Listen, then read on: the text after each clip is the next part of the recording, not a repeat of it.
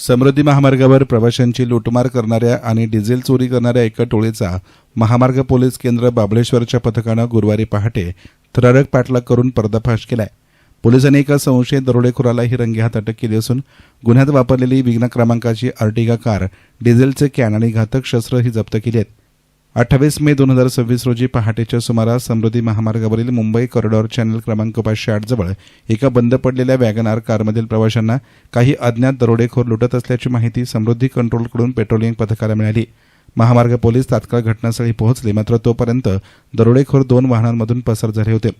Police अंमलदारांनी संशयित वाहनांचा शोध सुरू केला असता चॅनल क्रमांक 510 जवळ तक्रारदारानं वर्णन केलेली काळी कार आढळून आली।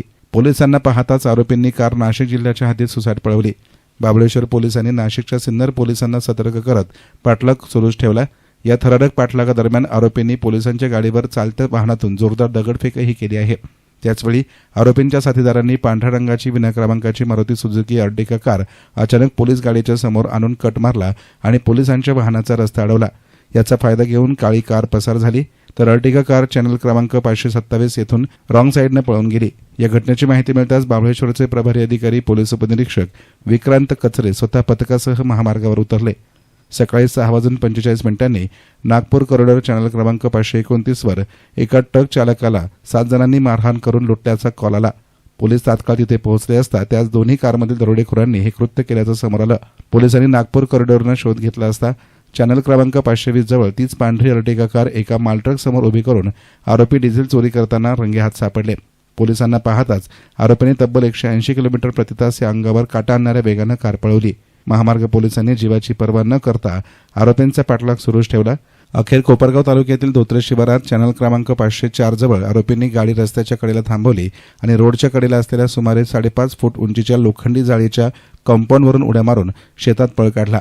पोलिसांनीही क्षणाचाही विलंब न करता कुंपणावरून उड्या मारल्या आणि शेतात पाठलाग करून एका आरोपीला झडप घालून पकडले, तर त्याचे 6 साथीदार पळून जाण्यात यशस्वी झाले। अटक करण्यात आलेल्या आरोपींचे नाव अमोल नाना वैद्य, वय वर्ष 20, राहणार कोराळे, तालुका राहाता असं आहे। पोलिसांनी पकडलेली मारुती अर्टिगा कार जप्त केली असून झडती घेतली असता पोलिसांना थक्क करणारा मुद्देमाल मिळालाय। 35 लिटर क्षमतेचे डिझेलने भरलेले 11 कॅन, धारदार चाकू आणि लोखंडी रॉड, डिझेल चोरी करण्यासाठी लागणारे साहित्य आणि पाईप, तसेच दगडफेक करण्यासाठी आणलेले दगड आणि लोखंडी मोठे पानेही जप्त करण्यात आले। महामार्ग पोलिसांच्या धाडसी कामगिरीचं सर्व स्तरातून कौतुक होत आहे। येस्तान मीडियासाठी प्रतिनिधी युसुफ रंगरेज, कोपरगाव।